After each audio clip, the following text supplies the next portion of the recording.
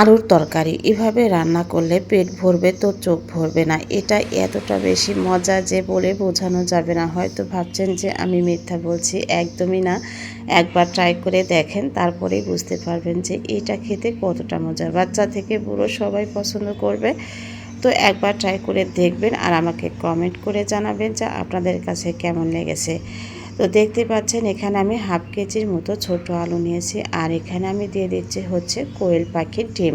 এখানে 1 ডজনের মতো কোয়েল পাখির ডিম আছে, আমি একসাথে সিদ্ধ করে নিব। তো সিদ্ধ করা হয়ে গেছে দেখতে পাচ্ছেন। এখন আমি একটু ঠান্ডা হওয়ার পরে আলুর খোসাগুলো ছাড়িয়ে নেব। আর এটা বাচ্চারা কিন্তু সবচাইতে বেশি পছন্দ করে।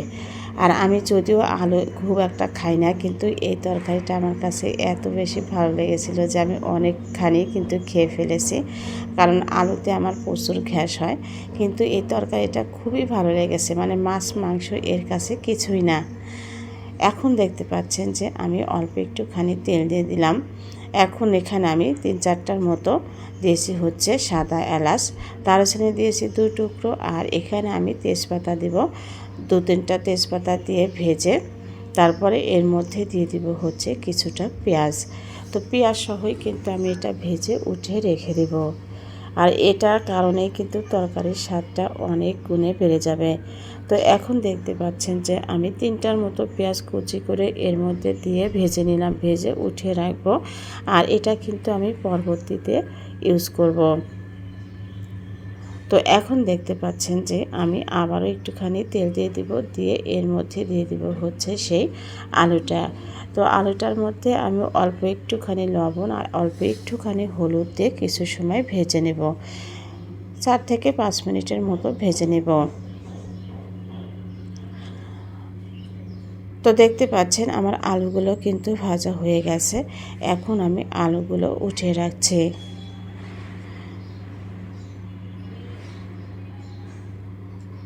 এর মধ্যে আমি আবারও একটুখানি তেল দিয়ে দিব, দিয়ে অল্প একটু হলুদ আর অল্প একটুখানি লবণ দিয়ে আমি সেই কোয়েল পাখির ডিমগুলো ভেজে নিব।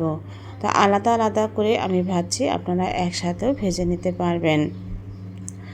তো ডিমটাও কিন্তু আমার ভাজা হয়ে গেছে, আমি এখন উঠিয়ে রাখছি। এই প্রসেসিং ফলো করেই কিন্তু রান্নাটা করবেন, তাহলেই দেখবেন যে এইটা খেতে কতটা মজা। এখন দেখতে পাচ্ছেন যে আমি আবারও একটুখানি তেল দিয়ে দিয়েছি। এর মধ্যে আমি দিয়ে দেব হচ্ছে 2-3টার মতো পেঁয়াজ আমি কুচি করে দিয়েছি, আর এখানে আমি দিয়ে দিলাম হচ্ছে রসুন, বেশ অনেকখানি রসুন আর একটুখানি আদা বাটাও কিন্তু আমি এর সাথে দিয়ে দিয়েছি। আর এখানে আমি একটা শুকনো মরিচ ফোড়নের জন্য দিয়েছি, যদি একটু আগে দেওয়া উচিত ছিল, সে আমার খেয়াল ছিল না। তবে এই ফোড়নটা দেওয়ার কারণে এর স্বাদগুণ অনেক গুণ বেড়ে গেছে। এখন আমি এর মধ্যে দিয়ে দিয়েছি হচ্ছে গোটা জিরে। এখন আমি দিয়ে দিলাম হচ্ছে কাঁচামরিচ, আর এখানে স্বাদ মতো লবণ দিয়ে দিলাম হচ্ছে হলুদের গুঁড়ো, শুকনো মরিচের গুঁড়ো, আপনারা যে যেমন ঝাল খান, দিয়ে দিলাম হচ্ছে ধনিয়া গুঁড়ো। তো সব কিছু দেওয়ার পরে আমি অল্প একটুখানি 1-2 সেকেন্ডের মতো ভেজে আবারও একটুখানি পানি দিয়ে মশলাটা ভালো করে কষিয়ে নেব। তো মশলাটা যখন ভালো করে কষিয়ে নেওয়া হয়ে গেছে, এর মধ্যে আমি দিয়ে দিব হচ্ছে সেই ভেজে রাখা আলু। এখন আমি এই আলুটা কষিয়ে নেব 3 থেকে 4 মিনিটের মতো, যেহেতু আগে থেকে সিদ্ধ করা এবং ভেজে রাখা, খুব বেশি সময় ভাজতে হবে না। তো এখন দেখতে পাচ্ছেন যে আমি দিয়ে দিলাম হচ্ছে পরিমাণ মতো পানি।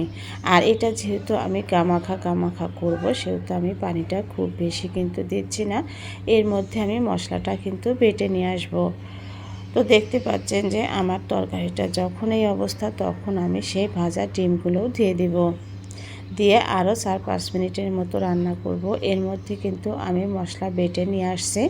এখন অল্প একটুখানি পানি দিয়ে গুলে আমি এর মধ্যে দিয়ে দেব। এই মশলাটা দেওয়ার কারণে এই তরকারির স্বাদটা অনেক গুণে বেড়ে যায়।